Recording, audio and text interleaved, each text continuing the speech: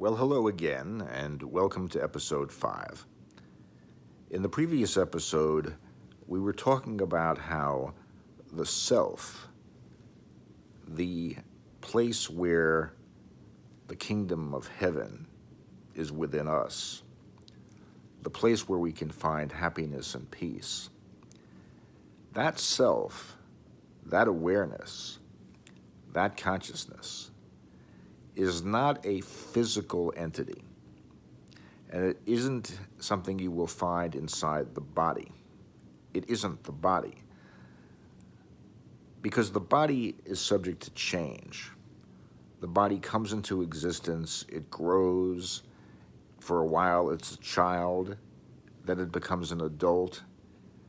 At certain points, it's young. At certain points, it's old. Its physical characteristics change. But the awareness of the experience of the body is consistent throughout our lives. That does not change. And that awareness is the essence of who we are. And just as it is not the body, it isn't found inside the body. In particular, it isn't found inside the brain. Now, scientists have tried to figure out where in the brain is the seat of consciousness or the seat of awareness? What is it in the brain that controls that sense of self-awareness, that sense of I am? And no matter how hard they try to find it, scientists cannot find it inside the brain. The brain does engage in activity. There is a lot of electromagnetic firing and wiring of neurons that goes on inside the brain. And you can actually see now on brain scans where a thought actually occurs in the brain. But we're not our thoughts either. Because just like the body, our thoughts change.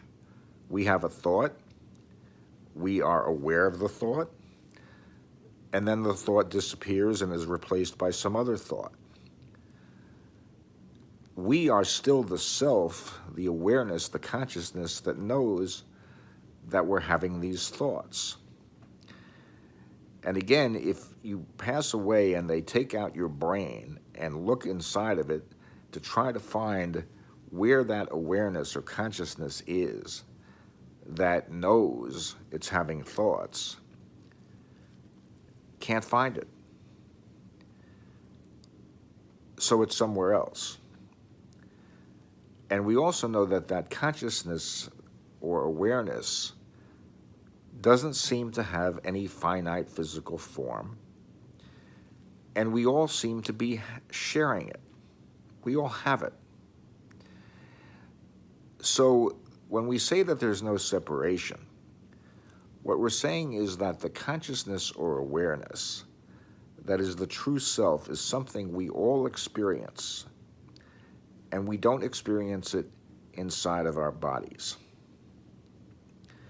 And the more we can become plugged into or in touch with that sense of awareness that transcends the physical experience, and that is, in effect, having the physical experience, the more we can feel that connection to one another and to what we ultimately call God. There is where you will find peace and happiness, because there is where you can shed and discard and forget about all of the crazy stuff that our thoughts cause us to believe we're experiencing. The notion that we are separate finite bodies that are born, live, get sick, die, are in competition with one another, can hurt one another, all of that goes by the wayside once you really identify with that universal consciousness, that essence of who we really are. In another episode, I talked about forgiveness. Actually, I didn't talk about forgiveness. I talked about gratitude.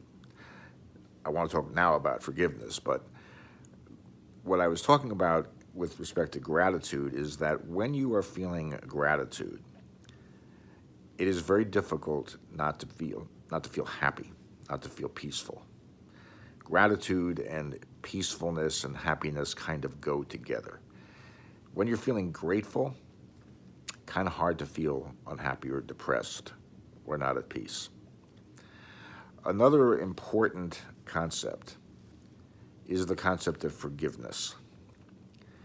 And that is a tricky concept because there are a lot of different definitions of it. One definition of forgiveness, probably the traditional one that most people believe in, is that to forgive is to pardon. To forgive is to say, well, you did something bad, but I forgive you for it. That's not really forgiveness. What that is judgment. What that really is saying, I judge you as having done something bad, but I'm going to let it go and not hold it against you. Forgiveness, true forgiveness, is the absence of judgment. True forgiveness is the ability to look at the other person, and sometimes oneself, and be able to say, I am not going to see you or judge you based on what you did. I'm going to see you without judgment for who you really are. The real you is the same as the real me. It is that universal consciousness or awareness that we are all part of and that we're not separate from. And so while we may do things to each other that are hurtful, sometimes intentionally, sometimes unintentionally, those are things that we do to each other in our egoic experience as bodies.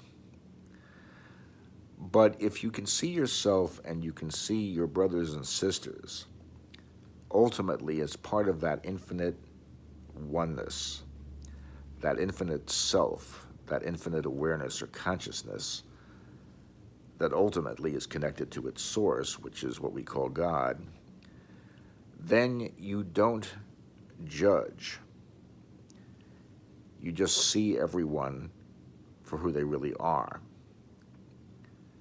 It's a very hard concept to grasp. I struggle with it a lot myself.